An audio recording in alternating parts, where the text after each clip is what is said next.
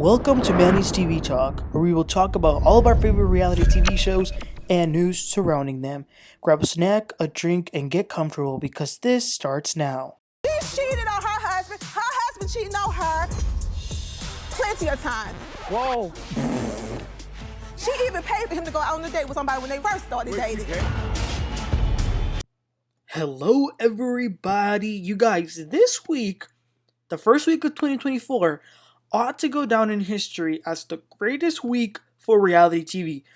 I don't know who's over there running them Guinean records, but we're going to need them to put this week on there because it's been riveting television from Salt Lake City, Beverly Hills, Miami, and now Love and Marriage Huntsville, the reunion. That's right, you guys. Let's get started with this reunion because I was looking forward to this and I was not disappointed. So the reunion for season 6 was filmed in Los Angeles and we see the entire cast make their way into the dressing rooms. Y'all, Marsau and Tisha went the Mariah Hook route and they put a big picture of them in their dressing room door. That was funny. Carlos King makes his way to each of the members to say hi and all that stuff. What I will say that for this reunion, everyone looked like they were ready and prepared to speak their piece. You know what I mean? So then the core 6 make their way into the set along with Courtney and Stormi. I will say that my favorite look was Kimmi and Tisha. Melody's dress looked nice in the pictures that she posted on Instagram, but I didn't really like how it looked when she sat down. It kind of looked like one of those cheerleader pom-poms. Stormi and Courtney came in with matching outfits. So this is season 6 and it is their 4th reunion. They address Melody's last name change and she says that she's happy, she's excited, she likes the energy, but she does mention that Martell is making faces at her. Carlo King also thinks that there's definitely a good aura this season that he's feeling. So the first segment that they go over is Tisha and Marsau and their journey this season on the Black Expo and some shady rumors surrounding their business practices, like for example, copy and pasting the shipping policy on Tisha's website. So once they see all of that footage from the season, Carlos asks, do y'all think that you guys are good business people? And Tisha says, absolutely. This was our first expo. It went great and it will only go better from here. It's not her fault that others are haters, she says. And Carlos says, well, who wasn't supportive about the expo? And Marsau says that the only people who said good job to them were honestly Melody and Martell, not even the Scots 2.0. So then Carlos' shady ass asks Stormi and Courtney, do y'all think Tisha and Marsau are at the same level as y'all? Well, that is such a shady question. And of course, Stormi is feeling herself, making faces, acting as if she's better than everyone. And Tisha says, girl, go get them invoices. So Tisha says that the Huntsville streets are talking. That she owe invoices. We ain't the only people she owe money to. And are saying that Stormi owes people money. It's not just them who she owes the $100 to, it's more people. Stormi then brings up, that is so low down and dirty. I am a black entrepreneur. I blew up overnight, which is all true. You know, credit to her. But hold up, Stormi, because that has literally nothing to do with what we're talking about right now. But like I said, definitely thinking that she's better than everyone, saying that she is a millionaire. And Tisha says, we're all millionaires. Everyone in here is. They were going at it. And Stormi, she kept telling Tisha that she probably practiced all of this in the car. Tisha comes back at her with fire. She says, shut up, girl. Go pop some pills. Marsau had to tell her to calm down. Then Carlos asks Stormi what did she think about Tisha's website having the same exact shipping policy that was like copied and pasted onto hers. Stormi says to Tisha, I gave your ass grace. Damn. I was just thinking, calm down. It's just a shipping policy. It's really not that serious. Like, we've gone over this. So Tisha then again explains what the web designer did and the mistake and how they fixed it. Then we switch over to the segment about Maurice and Kimmi, mainly their sex life story. Seeing the scenes back definitely makes you cringe to see how poorly Maurice reacted to this whole situation. So once they see that, Kimmi goes into detail about her losing her libido, which is simply a side effect of the medication. She thought that she was depressed at first, but she talked to her physician and they told her that it's a common thing that people go through. Then Maurice says that, you know what, he was ignorant to it. He now sees it and he apologizes. He kind of wanted to do like a Dr. Jackie. I receive it. I apologize. done with it. That's how he was coming across. But then Carlos says that let's go into a little bit more detail because people thought that Maurice was sexually abusing Kimmi, that they were thinking that he was forcing himself on top of her, that she was just sitting there and taking it. Now, I never heard no one say that. I think that's pretty ridiculous to come up with such extreme thoughts. And Kimmi says, no, that's not true. Like, listen, sex is just important to her as it is to him. Then they talk about faking orgasm. She says that faking it was the best move, but the caveat was telling him because then it turned out bad. But Maurice says that it was good for him to hear that she was faking it because now he knows what to do. Okay, TMI, TMI, TMI. Speaking of faking it, Carlos references what Melody said not too long ago in the season that she never once in her marriage, climaxed. Martell's ego is so hurt by this. He says that's a lie, that the bed was wet. Melody says that he never did it to her. She says that Martell didn't do a good job in painting the whole picture, you know what I'm saying? I don't know if that's true or not, but Martell was jumping out his seat acting like a weirdo. Now, Mel saying it was also weird, but he was weirder. Then Carlos asks Tisha if she has ever faked it, and Tisha says, I think every woman has faked it. I was like, oh, Tisha, don't say that, because when Stormi is asked, she says, nope, never. I think that's what you should probably do when you're asked in public. You should never say that there's any problems. And you know what I'm saying?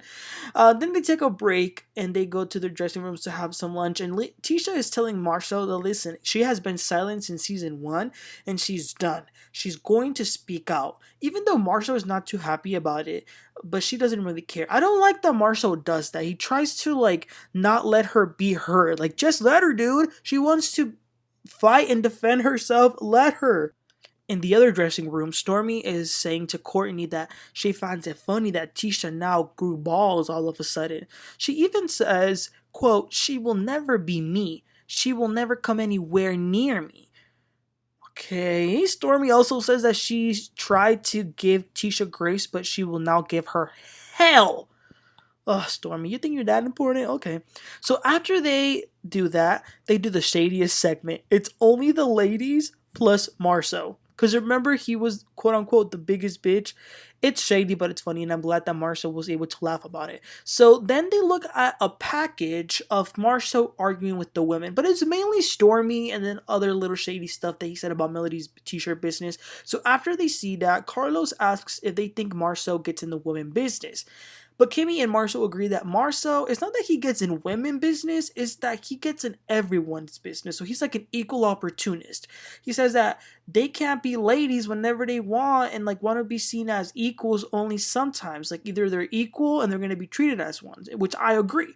So remember, there was this whole thing about Stormi's culture. He says that he doesn't like that she called him a bee, but he understands that in her culture, that's what she does. So then Carlos asks, well, what exactly is this culture, Stormi, that you are able to call him a bee? So Stormi, who's already heated, keep in mind, says that, well, in my culture, if there's a man who is sassy, has an attitude, and doesn't know how to behave, then I will call him a bitch. Because men need to have more integrity and not be poking people for reactions. So yes, he is a bitch. So then Carlos poses it to Tisha because people have been saying that Tisha sort of allowed Stormi to call her husband a bitch. Tisha says that she doesn't allow anything. Stormi is her own grown-ass person. She says that what does bother her, though, is how comfortable she as a woman is to call another man, a black man, a bitch. It makes her wonder what's going on in her household. She says, I feel sorry for Courtney. Blink twice if you're in danger. Then Stormi says, well, we've been feeling bad for you for a minute. Tisha's point is that men work so hard and get so easily disrespected, and it's sad, and this is an example of it. I agree with Tisha. I'm glad that she finally spoke up and defended her husband against Stormi, because I think that if you went to any woman and called her husband the B word, she would slap you. Then Marsau says that he really doesn't care enough about Stormi for her words to mean something to him, and he thinks that she'll say whatever she wants to say in order to get more camera time. And then Stormi says that she's been established long before she even came on the show. Carlo then talks about Marsau diminishing Melody's business, and Melody is so funny. She brought a t-shirt to Marsau, and that made him laugh. But Marsau says that he definitely gives credit where credit is due. But then they get into something that's really interesting. So it's clear that Marsau likes that Tisha has these degrees and that she's accomplished. But does he want her to grow? That's the question.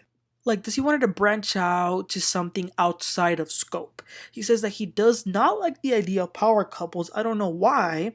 But he says that they definitely have a plan together, which I get that, but I like the idea of power couples personally. I think that what the thing about Marsau is that he's okay with Tisha shining her light, but he doesn't want that light to overpower his.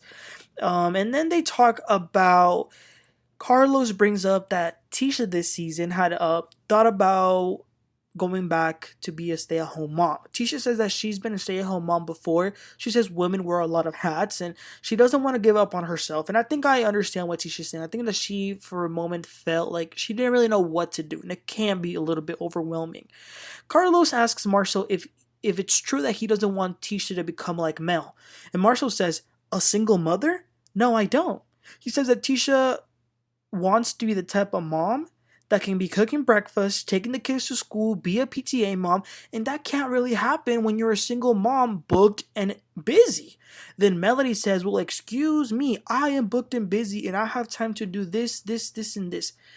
Now, we all know Melody is lying about that because they said it themselves about her leaving the kids with multiple babysitters, the brother, or they're with Martell's moms. Stop, Melody. Okay, let's be real.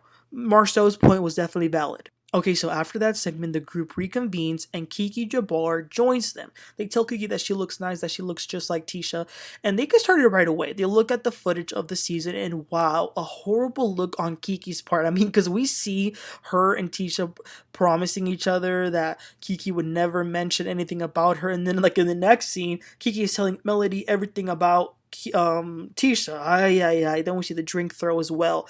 So Carlos asks after they see that, Keke, you vowed to never speak on Tisha's marriage, and you broke your pact. Keke wanted to say that she didn't break it because Tisha approached her about someone speaking about this. Keke said that she then contacted this someone, and while she was trying to look at that, someone told her about the threesome, and then that's when she went and told Melody. And I keep saying someone because when they mentioned the person's name, they kept bleeping it out. But Carlos King says, well, but why did you tell Melody? And Tisha says, when Keke told Melody that information, it clearly didn't sound like a cousin who was concerned. Keke says, because you're dumb? And Tisha says, please stop calling me out my name because I have not done that to you. And Keke says, well, at least I'm not in denial. I'm not in denial. And Tisha says, what am I in denial about? Keke says that you have a cheater on your arm. Woo! Keke mentions this someone and what they said.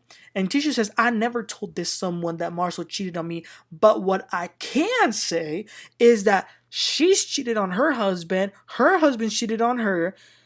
She says that Keke even went as far as to pay someone to go out with her husband. Oh my gosh. That was it. So Tisha exposed Keke of Keke being the one that cheats on her husband, and her husband's the one that cheats on her, and maybe she's on to something. Maybe that might be some projection from Keke. I don't know. But that was the end of the episode, you guys. But we are going to get so much more in the following parts. We're going to see Melody and Martell go at it. But what I'm really looking forward to is that we're going to see Stormi's mom, Bettie, and Melody go at it. So that's going to be interesting. But as far as this first part, you guys, what were your opinions and thoughts about it? Let me know. Please don't forget to like and subscribe, and I'll catch y'all next time. You have a great one. Bye.